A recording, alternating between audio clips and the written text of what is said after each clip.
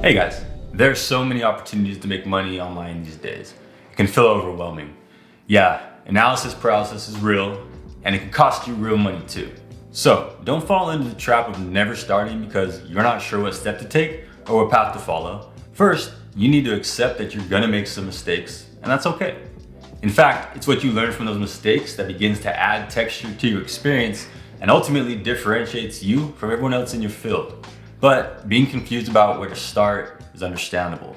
So here are a few tips to help you price your services competitively, create sustainable, scalable processes, and ultimately turn your efforts into a sustainable revenue generating business. Number one, do research on the marketplaces to see what other people in your industry or niche are offering and charging for their services. If you're thinking about offering design services, for instance, head over to Upwork and Fiverr and see how much other designers are charging for similar services. Look for the most purchased services and the most rated services and see what's selling and hear direct feedback from customers about what they liked or didn't like. This will give you some insight of what your customers' expectations will be, as well as what they're potentially willing to pay for your service. Pro tip, be sure to find a marketplace that best fits the level of skill and experience you have. Don't devalue your time or services just to compete with the less experienced vendors who offer lower priced services. Take the time, build a professional profile that accurately conveys your skills, and don't be afraid to ask for fair, real-world price. This helps separate customers who are willing to pay a fair price for good quality from those simply looking for a passable option at the lowest price. Number two, start small. Sure, everyone that gets into affiliate marketing wants to make $1,000 a day. But you're gonna be disappointed if this is how you measure success from day one. And actually, that's not a bad goal at all, but there's quite a bit of distance to cover to get from here to there. Lofty goals are great, but start with little goals that will take you down the same path. Start by seeing if you can simply cover your domain purchase or web hosting costs with your affiliate income. Then once you've paid for that, choose something slightly bigger, maybe your car payment. This is a good way not only to set realistic expectations, but it also helps you see firsthand how your progress is benefiting you in the real world, which is super motivating. A lot of effort, some luck, and some good fortune, you'll start earning enough that you can dedicate portions of your recurring affiliate income towards specific recurring debts. This will allow you to slowly eliminate your debt as you establish an online income source, all while making your business and future revenue more profitable. Think about that.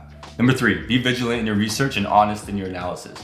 Do this and you'll probably avoid starting a business in an oversaturated market with mammoth-sized competitors. It's important to have some understanding of the economy of the market you're trying to enter, like knowing how big your audience is or the collective number of searches your target keywords represent. Do your research up front, be thorough, and stay pragmatic. That way, once you're convinced that you found the right opportunity, you can rest assured that you've arrived at it through sound logic and evaluation. After all, you're gonna be putting a lot of time and effort into supporting this vision, so build it on a solid foundation that will last a long time. Do good research, and when you found a strategy that might work, stress test it for weaknesses. Then improve or rework. I know, it sounds like you might never get started, but committing to this rigorous qualification process early on can help ensure that you're spending the time pursuing viable affiliate opportunities and reducing the chance of discovering what could be a fatal flaw a few weeks or months down the line. Trust me, I've been there. Number four, treat your business like a business. If you don't take it serious, no one else will, and you probably won't find a lot of success. It's how you treat your business that will determine how other people treat it and whether you succeed or fail. Not having a boss is great, but it requires a lot more discipline, effort, and determination on your part. So build the good habits from the beginning so that bad habits don't become additional obstacles to overcome. You'll have plenty of hurdles to clear already. Do yourself this favor that will benefit you every step of the way. Adopt good habits and create routines that will help you work effectively, efficiently, and with clarity. Identify recurring tasks you need to take care of. Try to figure out processes to reduce the amount of time they take without sacrificing quality. There are probably a lot of tasks, so don't get discouraged if it takes some time. Just focus on one process at a time and try to make progress every week. Here's a bonus tip. Remember scalability.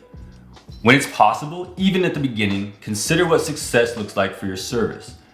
Think about it. Let's say you start writing blog posts as a freelancer and each one takes you about 24 hours to turn around. Well, great, you're making money online.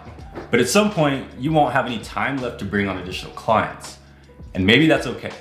But if you want to make enough money online to make a living off of, it's a good idea to consider the stages of growth your business could see and to make sure you have ways to scale your productivity as well.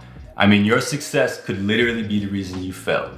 So avoid failure by success by considering what growth looks like, and don't forget to infuse scalability into your processes early on. You don't have to have a scalability plan on day one, but be mindful of this and it can help you avoid hitting a lower revenue ceiling than you imagined or hitting a profitability wall altogether.